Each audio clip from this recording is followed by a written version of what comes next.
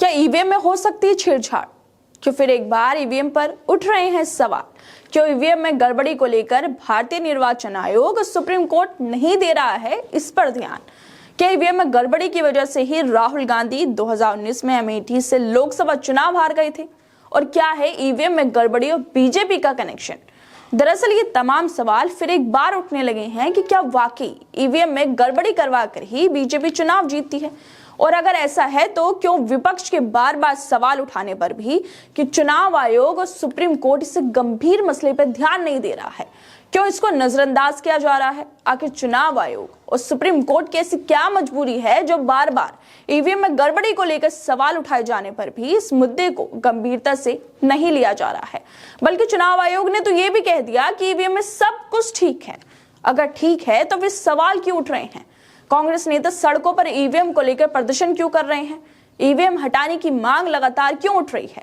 लेकिन इन सवालों के बीच एक ऐसी खबर भी सामने आई है जिससे आप लोगों को भी पता चल जाएगा कि ईवीएम में क्यों और कैसे गड़बड़ी होती है। दरअसल फिर एक बार इंडियन ओवरसीज कांग्रेस के चेयरमैन सैम पित्रोदा ने ईवीएम को लेकर सवाल खड़े कर दिए हैं। और सिर्फ सवाल ही नहीं, बल्कि उन्होंने लोगों को यह भी बता दिया है कि कैसे सरकार अपने फायदे के लिए ईवीएम में गड़बड़ी करवाती है। उन्होंने एक मीडिया चैनल से बात करते हुए कहा कि ईवीएम को अपने हिसाब से कंट्रोल किया जा सकता है, उसमें दखल दी जा सकती है। राहुल गांधी ईवीएम के मुद्दे को लेकर गंभीर हैं और ये स्वीकार करना पॉसिबल ही नहीं है कि 2019 के लोकसभा चुनाव में ईवीएम से छेड़छाड़ के बिना राहुल गांधी अमेठी से लोकसभा चुनाव हार गए। मतलब सैम पित्रोदा साफ साफ कह रहे हैं कि अमेठी से राहुल गांधी 2019 में इसलिए चुनाव हार गए क्योंकि ईवीएम में गड़बड़ी की गई थी। इसके साथ ही वो आगे कहते हैं कि भारत में इस समय उपयोग की जा रही EVM machine stand alone machine नहीं है। मतलब ईवीएम मशीन के साथ जब से वीवीपैट मशीन को जोड़ा गया है तभी से ये सभी गड़बड़ी की जो समस्या है वो सामने आ रही हैं, क्योंकि वीवीपैट एक अलग डिवाइस है जिसमें हार्डवेयर और सॉफ्टवेयर होता है। वीवीपैट में ईवीएम से जोड़ने के लिए एक स्पेशल कनेक्टर इस्तेमाल किया जाता है जिसे SLU कहते हैं।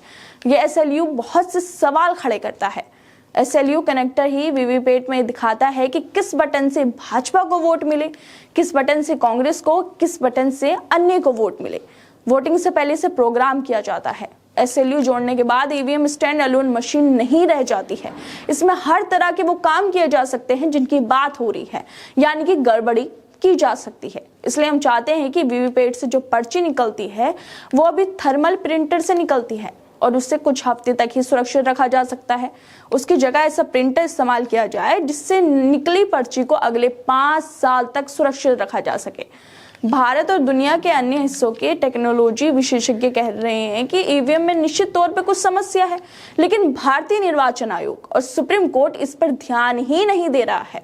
राजनीतिक दलों को ईवीएम के खिलाफ आंदोलन करना चाहिए, नौजवानों को इसके खिलाफ सड़कों पर उतरकर आंदोलन करना चाहिए।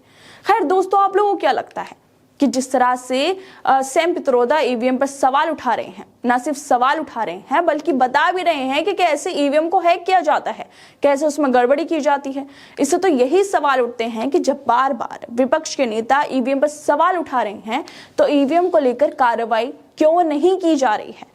क्यों लोगों की भावनाओं से खेला जा रहा है? हो सकता है कि इस बार के विधानसभा चुनाव में भी लोगों ने किसी और पार्टी को वोट दिया हो और जीत कोई और पार्टी गई हो, क्योंकि जब ईवीएम में गड़बड़ी हो सकती है तो कुछ भी हो सकता है। चुनाव आयोग और सुप्रीम कोर्ट को इसको गंभीरता से लेना चाहिए ताकि संविधान बच सके, लोकतंत्र बच सके और सबसे बड़ी बात, देश बच सके। खैर दोस्तों, आप लोगों को क्या लगता है इस मुद्दे पर? हमें अपनी राय कमेंट करके जरूर बताएं और बाकी तमाम खबरों को देखने के लिए जुड़े रहिए हमारे साथ।